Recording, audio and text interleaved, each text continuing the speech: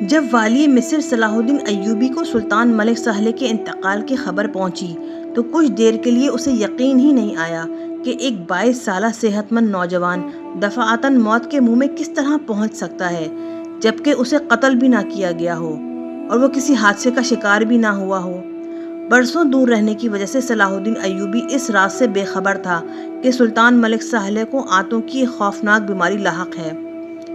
بہرحال والی مصر کو یقین کرنا پڑا کہ اس کا آقا زادہ اب دنیا میں موجود نہیں۔ یہ خیال آتے ہی صلاح الدین ایوبی کی آنکھوں سے بے اختیار آنسو جاری ہو گئے اور اس کے ذہن میں ماضی کا وہ منظر ابھر آیا جب بہت سی دعاؤں کے بعد سلطان زنگی کا وارث دنیا میں آیا تھا۔ اس وقت سلطان نور الدین محمود زنگی دوسری صلیبی جنگ میں عیسائی افواج کے ساتھ برسر پیکار تھے۔ پھر جب سلطان عادل کو میدان جنگ میں بیٹے کی پیدائش کی خبر دی گئی تو وہ اسی وقت مالک حقیقی کے سامنے سجدہ ریز ہو گئے۔ پھر نہایت پرسوز لہجے میں خلاق عالم کی اس عطائے خاص کا شکر ادا کرتے ہوئے کہا، کس کی زبان میں اتنی طاقت ہے کہ تیری رحمت بے کنار اور بے پایاں فضل و کرم کو بیان کر سکے؟ یہ تیری ہی عطائے خاص ہے کہ تو نے اپنے گناہ گار اور عاجز بندے کو اس زمین پر لاوارث نہیں چھوڑا۔ ملک سہلے کی پیدائش کے کچھ دن بعد ہی سلطان نور الدین زنگی نے عیسائیوں کے خلاف دوسری صلیبی جنگ میں عظیم الشان فتح حاصل کی۔ پھر جب اس تاریخی معرکہ آرائی میں سرخرو ہونے کے بعد سلطان عادل حلب واپس آئے اور اپنے نومولود بیٹے کا دلکش چہرہ دیکھا تو بے اختیار ان کی زبان سے یہ کلمات جاری ہو گئے، سبحان اللہ، اللہ اکبر۔ اس کے بعد سلطان نور الدین محمود زنگی نے بیٹے کی پیدائش کی خوشی میں بہت سے غریبوں اور محتاجوں کے دامن بھر دیے۔ اگرچہ اس وقت صلاح الدین ایوبی کی عمر بھی 11-12 سال کے قریب تھی، لیکن پھر بھی اس نے یہ سارے مسرت انگیز مناظر اپنی آنکھوں سے دیکھے تھے، اور اب وہ سلطان ملک سہلے کی حقیقی بڑی بہن اور اپنی شریک حیات شمس النساء کے سامنے ان گزرے ہوئے مناظر کو بیان کرتے ہوئے زار و قطار رو رہا تھا۔ شمس النساء اپنے چھوٹے بھائی کی سنگ دلانہ حرکتوں سے سخت بیزار اور نالاں تھی، مگر خونی رشتے کے حوالے سے اس کے دل پر بھی شدید چوٹ لگی تھی اور پھر آنکھوں سے آنسوؤں کے آبشار جاری ہو گئے تھے۔ سلطان ملک سہلے کی موت کے غم میں صلاح الدین ایوبی نے 7 دن تک اپنا دربار آراستہ نہیں کیا اور تمام سیاسی امور ملتوی کر دیے۔ اس ایک ہفتے کے دوران والی مصر نے غریبوں اور محتاجوں میں صدقات تقسیم کیے اور مصر کے تمام علماء اور درویشوں کو جمع کر کے ان سے درخواست کی کہ وہ والی حلب کی مغفرت کے لیے خصوصی دعا کریں۔ اس موقع پر بعض امراء نے دبے لہجے میں صلاح الدین ایوبی سے شکایت کرتے ہوئے کہا، سلطان تو آپ کے خون کے پیاسے تھے، مرحوم نے آپ کی جان لینے اور حقیر کرنے کا کوئی موقع ہاتھ سے جانے نہیں دیا۔ صلاح الدین ایوبی اپنے ہمدرد امراء کی شکایت کا مفہوم سمجھتا تھا، مگر اس نے ان کے سلسلہ کلام کو قطع کرتے ہوئے کہا، وہ بہرحال میرے آقا زادے تھے، میں ان کی تمام نادانیوں کو معاف کرتا ہوں۔ حق تعالیٰ بھی ان کی مغفرت فرمائے اور میری دل آزاریوں کے سلسلے میں سلطان مرحوم کی گرفت نہ کرے۔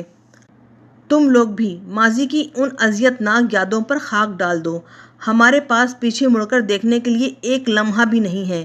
بے شمار مسائل کسی عفریت کے مانند منہ پھاڑے ہماری طرف بڑھ رہے ہیں۔ اگر گزرے زمانے کو یاد بھی کروں تو بس اتنا کہ ہم سے ماضی میں کیا غلطیاں سرزد ہوئی ہیں۔ تمام امراء صلاح الدین ایوبی کی اس اعلیٰ ظرفی پر حیران رہ گئے۔ پھر ایک ہفتے بعد صلاح الدین ایوبی دمشق پہنچا اور پھر مدرسہ نوریہ میں داخل ہوا، جہاں سلطان نور الدین محمود زنگی کا مزار ہے۔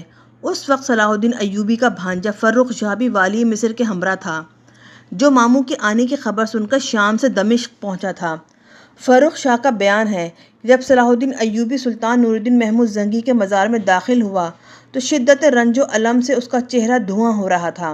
پھر وہ کچھ دیر دست بدستہ سلطان عادل کے قدموں میں خاموش کھڑا رہا، مگر آنکھوں سے آنسو روا تھے۔ اس کے بعد صلاح الدین ایوبی نے سلطان نور الدین زنگی کے حق میں دعائے مغفرت کی، پھر گریہ وزاری کے ساتھ عرض کرنے لگا، سلطان عادل، اللہ حاضر و ناظر ہے کہ میں نے آقا زادے کے احترام میں کوئی کسر نہیں اٹھا رکھی تھی، مگر اللہ تعالیٰ انہیں معاف فرمائے کہ وہ آخری سانس تک مجھ سے بدگمان رہے۔ میں آپ سے نہایت شرمندہ ہوں کہ 1000 کوششوں کے باوجود ان کی غلط فہمیاں دور نہ کر سکا۔ پھر بھی میں اپنے عہد پر قائم ہوں۔ کارساز عالم مجھے توفیق عطا کرے کہ میں دنیا کے سامنے آپ کے خواب کی تعبیر پیش کر سکوں۔ یہ کہتے ہوئے والی مصر بے حال ہو گیا اور سلطان نور الدین محمود زنگی کی قبر سے لپٹ کر اتنا رویا کہ اس کی ہچکی بن گئی۔ حالانکہ ایشیائے کوچک کی عیسائی اور مسلمان ریاستوں کے درمیان 2 سال کے لیے صلح اور امن کا معاہدہ ہو چکا تھا، مگر اس علاقے کی سیاست میں بڑی تیزی کے ساتھ تبدیلیاں آ رہی تھیں۔ سلطان ملک صالح کے انتقال کے بعد عز الدین مسعود موصل اور الجزیرہ کے ساتھ حلب کا بھی مالک بن بیٹھا تھا۔ بظاہر اس کی فوجی اور مالی طاقت میں بڑا اضافہ ہو چکا تھا، لیکن پھر بھی اسے سکون قلب میسر نہیں تھا، اور اس بے قراری کی ایک ہی وجہ تھی کہ عز الدین مسعود نے سلطان ملک صالح سے عہد کیا تھا کہ وہ صلاح الدین ایوبی کے ساتھ انتقامی جنگ جاری رکھے گا اور والی مصر کو سلطان نور الدین محمود زنگی کے مقبوضات سے نکال باہر کرے گا۔ کہنے کو عز الدین مسعود نے سلطان ملک صالح اور اس کے 5 مقرب امراء کے سامنے والی مصر سے بدلہ لینے کی قسم کھائی تھی، مگر جاننے والے جانتے ہیں کہ صلاح الدین ایوبی نے اسے 2 جنگوں میں شکست فاحش سے دوچار کیا تھا۔ اس لیے عز الدین مسعود کے دل میں اتنا خوف بیٹھ گیا تھا کہ وہ خواب میں بھی صلاح الدین ایوبی کے ساتھ جنگ کرنے کے متعلق سوچ نہیں سکتا تھا۔ عز الدین مسعود نے صرف حلب کا اقتدار حاصل کرنے کے لیے جھوٹی قسم کھائی تھی۔ اس کا خیال تھا کہ سلطان ملک صالح کے جنازے کے ساتھ یہ حلف نامہ بھی وقت کے غبار میں دفن ہو جائے گا اور کسی میں اتنی جرأت نہیں ہوگی کہ اس سے حساب طلب کرے۔ مگر عز الدین مسعود کے خیالات کا یہ پرفریب طلسم اس وقت بکھر گیا کہ جب سلطان ملک صالح کے سوگ کی رسمیں ادا ہونے کے بعد اس کے 5 مقرب امراء امیر بہرام، امیر طرطوس، امیر سنجاب، امیر جندل اور امیر اقرب نے ایک انتہائی خفیہ اجلاس میں والی حلب سے مطالبہ کرتے ہوئے پرزور الفاظ میں کہا: ہم سلطان مرحوم کا ماتم کر چکے، اب آپ پر لازم ہے کہ اپنے حلف کی پابندی کرتے ہوئے سلطان صلاح الدین کے خلاف جارحانہ قدم اٹھائیں اور ہمیں اپنی جنگی منصوبے کے مکمل تفصیلات سے آگاہ کریں۔ سلطان ملک صالح کے 5 امراء کا بیان سن کر کچھ دیر کے لیے عز الدین مسعود گھبرا گیا۔ اس کے وہم و گمان میں بھی نہ تھا کہ سلطان مرحوم کے یہ امراء خاص اس قدر جلد اسے اس کا حلف یاد دلائیں گے اور والی مصر صلاح الدین ایوبی سے جنگ کرنے کے لیے بے قرار و مضطرب نظر آئیں گے۔ عز الدین مسعود کے عیار ذہن نے فوراً ہی انہیں مطمئن کرنے کے لیے ایک نیا بہانہ تراشا: میں سلطان عادل کا حقیقی بھتیجا اور خاندان زنگی کا ممتاز ترین رکن ہوں۔ صلاح الدین ایوبی سے شدید انتقام لینا میرا اولین فرض ہے، مگر میں احمق اور اندھے حکمرانوں کی طرح اپنے سپاہیوں کو جنگ کے بھڑکتے ہوئے شعلوں میں نہیں جھونکوں گا۔ ابھی عز الدین مسعود کی بات مکمل بھی نہیں ہوئی تھی کہ امیر اقرب درمیان ہی میں بول اٹھا: ہماری فوجی طاقت صلاح الدین ایوبی سے کہیں زیادہ ہے۔ شام کے کئی شہروں کے حاکم اس شرط پہ ہمارا ساتھ دینے کے لیے تیار ہیں کہ فوری طور پہ والی مصر سے جنگ چھیڑ دی جائے۔ پہلے اس کے بھانجے فروخ شاہ کو شام سے نکالا جائے، پھر آگے بڑھ کر دمشق پر قبضہ کر لیا جائے۔ کیا تم جنگی منصوبہ بندی کے بارے میں مجھ سے زیادہ جانتے ہو؟ عز الدین مسعود نے سلطان ملک صالح کے 5 امراء پر اپنا رعب قائم رکھنے کے لیے سخت لہجے میں کہا: کم اور زیادہ جاننے کی بات نہیں۔ امیر اقرب نے اونچی آواز میں جواب دیتے ہوئے کہا: آپ کو اچھی طرح معلوم ہے کہ حلب کے تخت پر وہی شخص بیٹھے گا جو ہر حالت میں صلاح الدین ایوبی کے ساتھ آمادہ جنگ ہوگا۔ امیر اقرب نے کھلے الفاظ میں عز الدین مسعود کو یہ بات سمجھا دی کہ اس کا اقتدار مشروط ہے اور وہ صلاح الدین ایوبی کے سلسلے میں اپنی مرضی سے کوئی فیصلہ کرنے کے لیے آزاد نہیں ہے۔ امیر اقرب کی بات سن کر عز الدین مسعود کے دل میں نفرت و غضب کی ایک تند و تیز لہر اٹھی، مگر اس نے اپنے ذہن کو مشتعل اور زبان کو بے قابو نہیں ہونے دیا۔ بے شک میں اپنے حلف کا پابند ہوں۔ اگر میں سلطان مرحوم سے کہے ہوئے الفاظ پہ عمل نہ کر سکا تو حلب کا اقتدار چھوڑ کر موصل واپس چلا جاؤں گا۔ عز الدین مسعود نے ایک ایک لفظ پر زور دیتے ہوئے کہا: تم میں سے کسی شخص کو مجھے میرا عہد دلانے کی ضرورت پیش نہیں آئے گی، مگر اس وقت صلاح الدین ایوبی سے کسی قیمت پر جنگ نہیں چھیڑی جا سکتی، اس لیے کہ میرے دونوں ہاتھ بری طرح بندھے ہوئے ہیں۔ جس دن بھی یہ ہاتھ کھلیں گے اسی روز میں اس غلام زادے کے خلاف تلوار اٹھاؤں گا اور پھر ساری دنیا دیکھے گی کہ اہل وفا اپنا عہد کس طرح نبھاتے ہیں۔ یہ کہتے کہتے عز الدین مسعود کا چہرہ شدت جذبات سے سرخ ہو گیا تھا۔ والی موصل و حلب کی بات سن کر 5 امراء بری طرح چونک اٹھے۔ وہ کون ہے جس نے آپ کے ہاتھ باندھے رکھے ہیں؟ امیر طرطوس نے تیز لہجے میں عز الدین مسعود سے سوال کیا۔ میرے اور صلاح الدین کے درمیان 2 سال تک جنگ نہ کرنے کا معاہدہ ہو چکا ہے۔ عز الدین مسعود نے ایک انتہائی معقول اور مضبوط دلیل پیش کرتے ہوئے کہا۔ اس معاہدے کی دستاویز پر سلطان مرحوم کی مہر بھی موجود ہے۔ اگرچہ عز الدین مسعود اپنی کم ہمتی اور خوف کی وجہ سے والی مصر کے ساتھ جنگ کرنے سے گریزا تھا، لیکن اس نے اپنی فطری عیاری کا مظاہرہ کرتے ہوئے معاہدہ سمیع 7 کی پناہ ڈھونڈی۔ وہ فریب کاری اور عہد شکنی میں کسی طرح بھی عیسائیوں سے کم نہیں تھا، لیکن سلطان ملک سالح کے امراء کو مطمئن کرنے کے لیے وہ معاہدہ امن کا سہارا تلاش کر رہا تھا۔ کہاں کا معاہدہ اور کیسا عہد نامہ؟ عز الدین کا جواب سن کر امیر اقرب بھڑک اٹھا۔ آپ اس شخص سے معاہدے کی بات کر رہے ہیں جس نے احسان فراموشی کی آخری حد کو چھو لیا اور اپنی گردن سے آقا کا طوق غلامی اتار پھینکا۔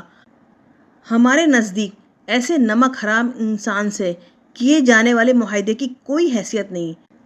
بلا تاخیر اس دستاویز کی دھجیاں اڑا دیں، یہی ہم سب کے حق میں بہتر ہے۔ امیر اقرب نے درپردہ عز الدین مسعود کو تنبیہ کر دی تھی۔ صلاح الدین ایوبی سے جنگ یا حلب کے اقتدار سے محرومی؟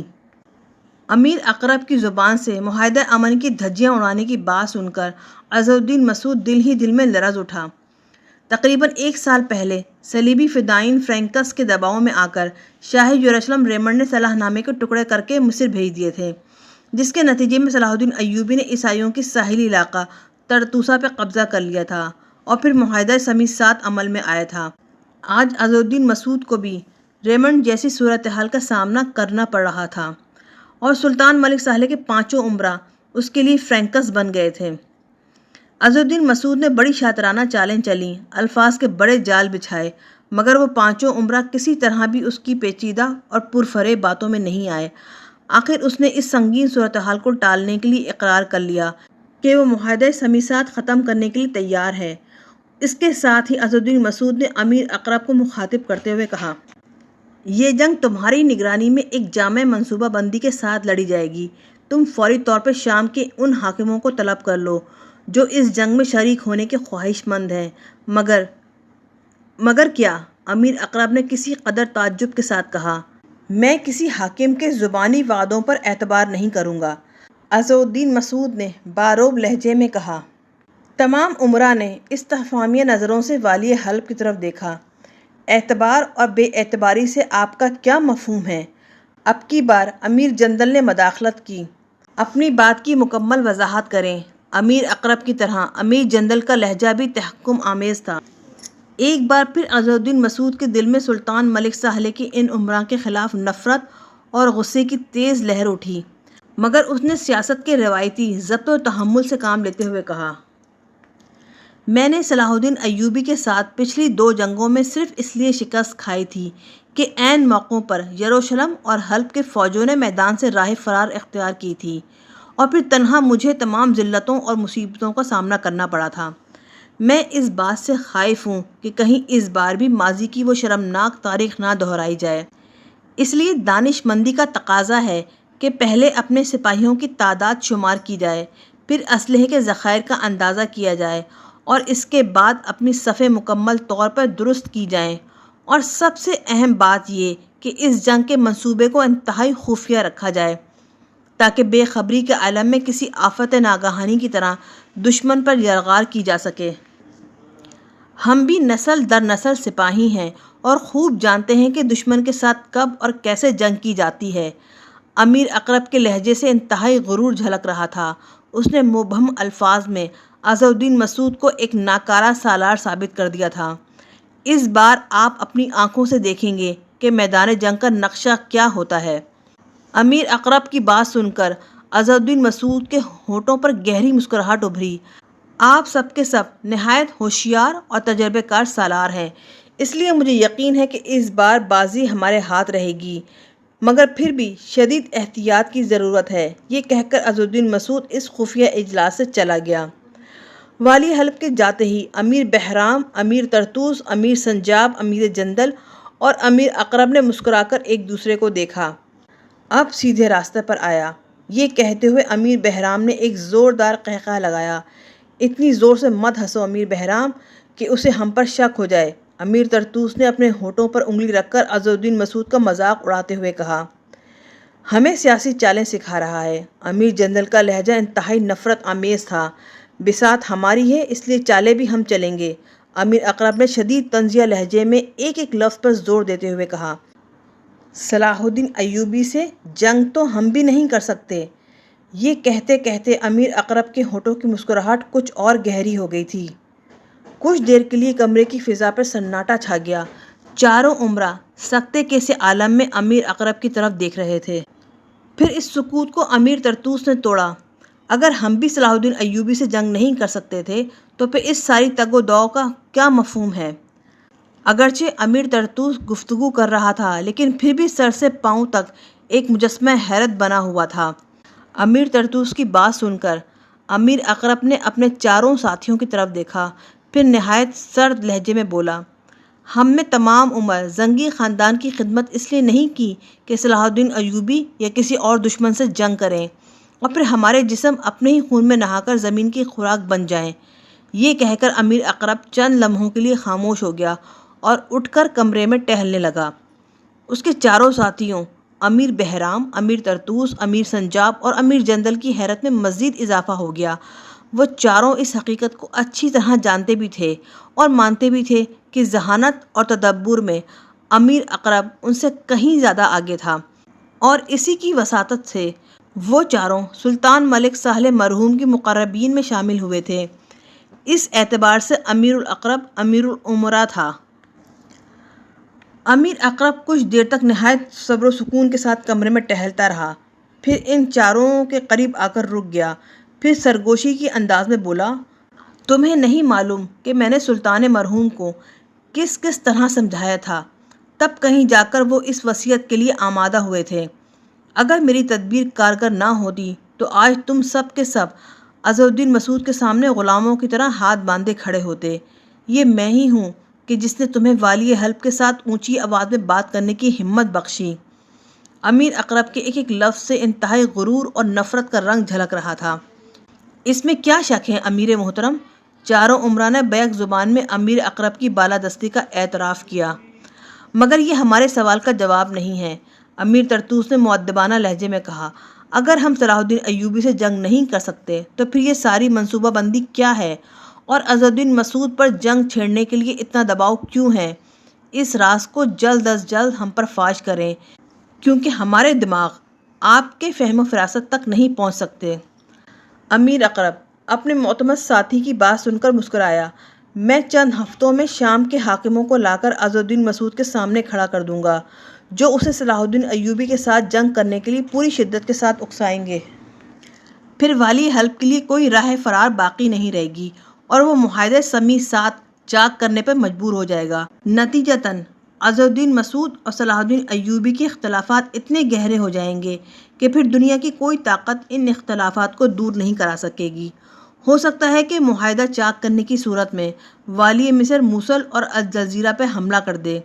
اس طرح ہمیشہ کے لیے اس کے اقتدار کا خاتمہ ہو جائے گا۔ موصل اور الجزیرہ پہ صلاح الدین ایوبی کا قبضہ ہو جانے کے بعد حلب کی کوئی سیاسی حیثیت باقی نہیں رہے گی۔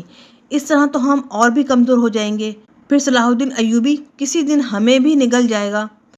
امیر جندل نے شدید فکر مندی اور تشویش کا اظہار کرتے ہوئے کہا، میں پہلے کہہ چکا ہوں کہ ہم اس جنگ کا ایندھن بننے کے لیے نہیں، عیش و سکون کے ساتھ حکومت کرنے کے لیے پیدا ہوئے ہیں۔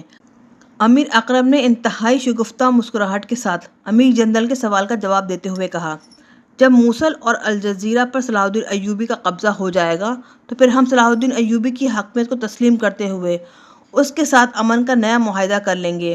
بہرحال ہمیں اقتدار میں رہنا ہے، اس لیے ہم عیسائیوں کی بالادستی بھی قبول کر سکتے ہیں۔ ایسی خطرناک سیاسی چال صرف آپ ہی کا دماغ سوچ سکتا ہے۔ امیر طرطوس نے مسکراتے ہوئے امیر الامراء کے سیاسی منصوبے کی تعریف کی، لیکن کچھ دیر کے لیے فرض کر لیں کہ اگر اظہر الدین مسعود معاہدہ امن چاک نہیں کرتا اور والی مصر سے جنگ کرنے کے لیے حلب کی حدود سے باہر نہیں نکلتا تو پھر تمہارا رد عمل کیا ہوگا؟ حلف کے مطابق اظہر الدین مسعود کو حلب کے اقتدار سے محروم ہونا پڑے گا۔ امیر اقرب نے اس طرح سرسری لہجے میں جواب دیا جیسے یہ کوئی معمولی سا سوال ہو۔ اور اگر اظہر الدین مسعود نے اقتدار نہیں چھوڑا؟ امیر بہرام نے ایک نیا سوال اٹھا دیا جو سیاسی اعتبار سے بہت زیادہ اہم تھا۔ تو پھر اسے دنیا چھوڑنی پڑے گی۔ امیر اقرب نے انتہائی سفاکانہ لہجے میں جواب دیا۔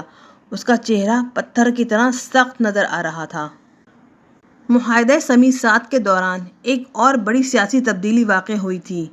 ایک انتہائی متعصب اور خونخوار سپہ سالار ریجنالڈ کئی سال سے حلب کے قید خانے میں اسیری کی زندگی بسر کر رہا تھا۔ معاہدہ ہوتے ہی شاہ یروشلم ریمنڈ، شاہ آرمینیا رہوپن اور حاکم طرابلس ایڈم نے سلطان ملک ساہلے پر ریجنالڈ کی رہائی کے لیے شدید دباؤ ڈالا تھا۔ حلب کے تمام امراء کو ریجنالڈ کی قید و بند یا آزادی سے کوئی دلچسپی نہیں تھی، مگر پھر بھی خاندان زنگی کے چند وفادار امراء نے دبے لفظوں میں سلطان ملک ساہلے پر یہ بات واضح کر دی تھی کہ ریجنالڈ ایک جابر و سفاک اور خون آشام صلیبی ہے جو آزاد ہونے کے بعد بحر عنوان ملت اسلامیہ کو شدید نقصان پہنچانے کی کوشش کرے گا۔ مگر سلطان ملک ساہلے جیسے خود غرض اور ہوس پرست حکمران کو ملت اسلامیہ کے اجتماعی مفادات سے کیا دلچسپی ہو سکتی تھی؟ اس نے اپنے وفادار امراء کے مشوروں کو یکسر نظر انداز کرتے ہوئے ریجنالڈ جیسے درندے کو خوشی سے آزاد کر دیا تھا۔ ریجنالڈ نے حلب کی قید سے رہا ہوتے ہی اپنی فطرت کے مطابق نئے گل کھلانے شروع کر دیے تھے۔ ریجنالڈ کی اسیری کے دوران عیسائی ریاست کرک کا حاکم ہمفری آف ٹورون انتقال کر چکا تھا۔ ہمفری کی کوئی اولاد نہیں تھی، اس لیے کرک پر اس کی ادھیڑ عمر بیوہ اسٹیفانیہ حکومت کر رہی تھی۔ اسٹیفانیہ اپنے کردار کے اعتبار سے ایک ہوس کار عورت تھی۔ اس کی بہرہ روی کا یہ عالم تھا کہ وہ شراب پی کر دربار میں بیٹھا کرتی تھی اور کبھی کبھی نشے کی حالت میں غلط فیصلے سنایا کرتی تھی۔ جب بھی اس کا خمار ٹوٹتا تھا تو وہ اپنے احکام واپس لے لیا کرتی تھی۔ تمام اراکین سلطنت اسٹیفانیہ کی اس بدمستیوں سے پریشان تھے، مگر ان کے پاس اس کا کوئی علاج نہیں تھا۔ اسی دوران ریجنالڈ حلب کی قید سے رہا ہو کر کرک پہنچا۔ اسلامی دشمنی کے سبب ریجنالڈ ایشیائے کوچک کے تمام عیسائی ریاستوں میں بے حد مقبول اور ہر دل عزیز تھا۔ وہ 40 سالہ ایک دراز قامت، توانا جسم رکھنے والا خوبصورت مرد تھا، مگر اسٹیفانیہ نے بڑی گرم جوشی کے ساتھ ریجنالڈ کا استقبال کیا۔ اسٹیفانیہ در پردہ اس وقت بھی ریجنالڈ سے محبت کرتی تھی جب اس کا شوہر زندہ تھا۔ اسٹیفانیہ نے ہمفری آف ٹورون کی موجودگی میں بھی ریجنالڈ سے خفیہ مراسم قائم رکھنے کی کوشش کی تھی، مگر ریجنالڈ ایک نہایت ذہین اور شاطر انسان تھا۔ اس نے بڑی ہوشیاری کے ساتھ اس ہوس پرست عورت سے اپنا دامن بچا لیا۔ وہ اچھی طرح جانتا تھا کہ اگر یہ راز فاش ہو گیا تو کرک کا حکمران ہمفری آف ٹورون اسے زندہ نہیں چھوڑے گا، اور سب سے بڑھ کر یہ کہ پوری عیسائی دنیا میں اس کی ساکھ متاثر ہوگی اور پھر وہ ایک بدنام شخصیت بن کر رہ جائے گا۔ مگر آج صورتحال یکسر بدلی ہوئی تھی۔ ہمفری آف ٹورون قبر میں سو رہا تھا اور ملکہ اسٹیفانیہ اظہار عشق کے لیے آزاد تھی۔ اگرچہ ادھیڑ عمر ملکہ ریجنالڈ کے لیے کوئی جسمانی کشش نہیں تھی، مگر اس کا سب سے بڑا حسن یہ تھا کہ وہ ایک اہم ریاست کی مالک تھی۔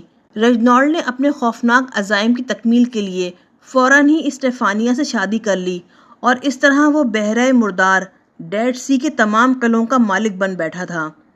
واضح رہے کہ یہ وہی علاقہ تھا جہاں حضرت ابراہیم کے بھتیجے حضرت لوط کی امت آباد تھی، جسے قدرت نے ایک خوفناک عذاب کے ذریعے تباہ کر دیا تھا۔ کرک کا اقتدار حاصل کرتے ہی ریجنالڈ نے اب مسلمانوں کے خلاف اپنی انتقامی مہم کا آغاز کر دیا۔ مسلمان سوداگروں کا قافلہ کرک کے علاقے سے گزر رہا تھا۔ ریجنالڈ کے سپاہیوں نے ان پر حملہ کر کے تمام تاجروں کو قتل کر دیا اور ان کا سارا مال و اسباب لوٹ لیا۔ جب اس خون رنگ اور لرزہ خیز واقعے کی اطلاع مصر پہنچی تو صلاح الدین ایوبی جیسا آہنی اعصاب رکھنے والا انسان بھی چیخ اٹھا۔ یہ صرف معاہدہ امن ہی کی خلاف ورزی نہیں ہے، بلکہ سفاکی و درندگی کا بدترین مظاہرہ بھی ہے۔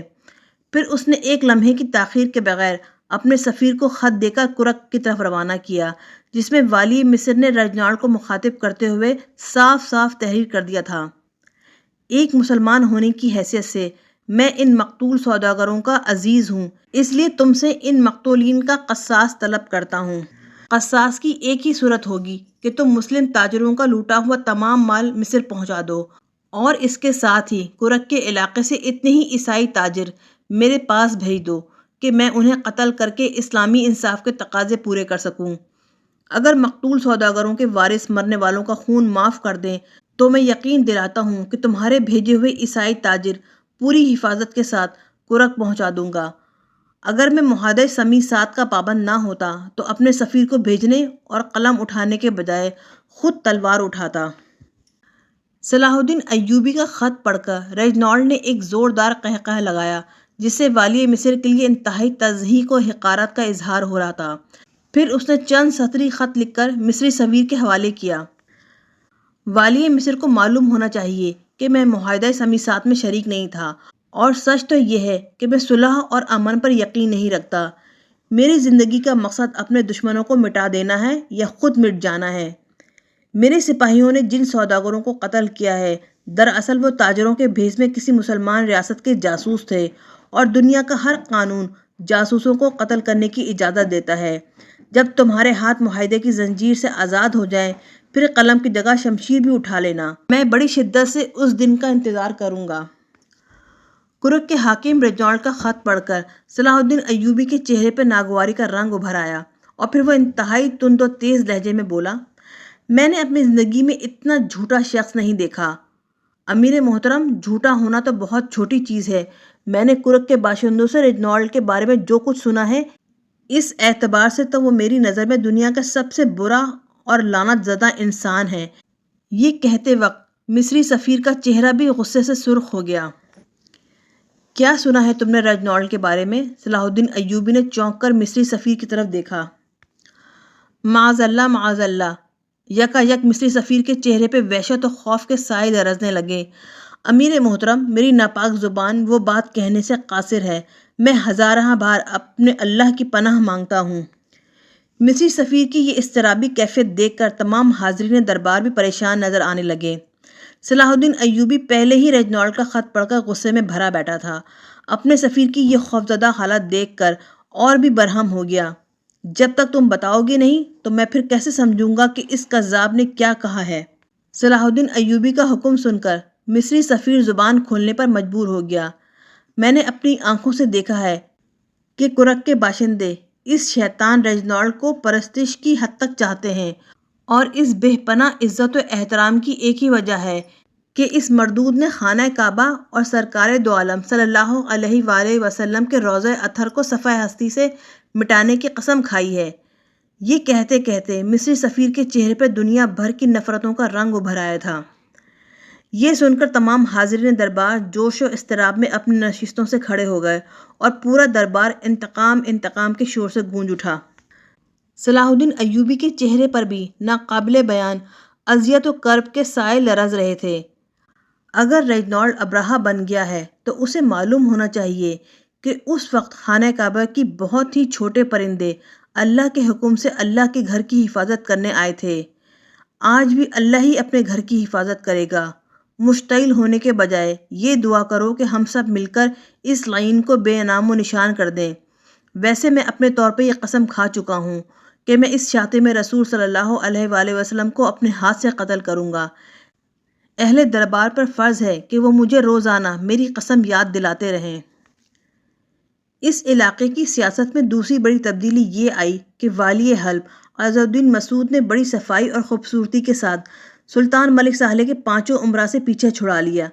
اس سے پہلے کہ امیر بہرام، امیر طرطوس، امیر سنجاب، امیر جندل اور امیر اقرب عز الدین مسعود کو حلب کے اقتدار سے محروم کر کے خود عیش و نشاط کی زندگی بسر کرتے، عز الدین مسعود نے ایک انتہائی پرتکلف دعوت میں ان 5 کو زہر دے کر ہلاک کر دیا، اور پھر رات کی تاریکی میں محل کے ایک گوشے میں طویل و عریض گڑھا کھود کر سلطان ملک سالح کے مقربین خاص کو سپرد خاک کر دیا گیا۔ بڑی عبرت ناک موت تھی۔ کہنے کو وہ سب کے سب مسلمان تھے، مگر کسی کو نہ غسل دیا گیا، نہ کسی کی نماز جنازہ پڑھی گئی، اور نہ کسی کے گھر سے شور و ماتم اٹھا۔ رات کے اندھیرے نے سب کچھ چھپا لیا، اور حلب کے باشندوں کو پتہ بھی نہ چلا کہ وہ بادشاہ گر عمرہ اچانک کہاں روپوش ہو گئے۔ اگرچہ عز الدین مسعود نے ان بادشاہ گروں سے نجات حاصل کر لی تھی، لیکن وہ صلاح الدین ایوبی سے اس قدر خوفزدہ تھا کہ اس نے حلب جیسا زرخیز اور سرسبز و شاداب علاقہ اپنے چھوٹے بھائی عماد الدین کے حوالے کر دیا، اور اس کے بدلے میں عماد الدین کا بنجر علاقہ سنجار لے لیا۔ پھر فوراً ہی حلب چھوڑ کر موصل واپس آ گیا۔ پھر جب یہ خبر صلاح الدین ایوبی کو پہنچی تو وہ اس تبدیلی پر حیرت زدہ رہ گیا۔ عزد الدین مسعود کا چھوٹا بھائی عماد الدین نہایت فاسق اور فاجر اور ظالم انسان تھا، اور صلاح الدین ایوبی حلب کی معصوم رعایا کو ایک درندہ صفت شخص کے رحم و کرم پر نہیں چھوڑ سکتا تھا۔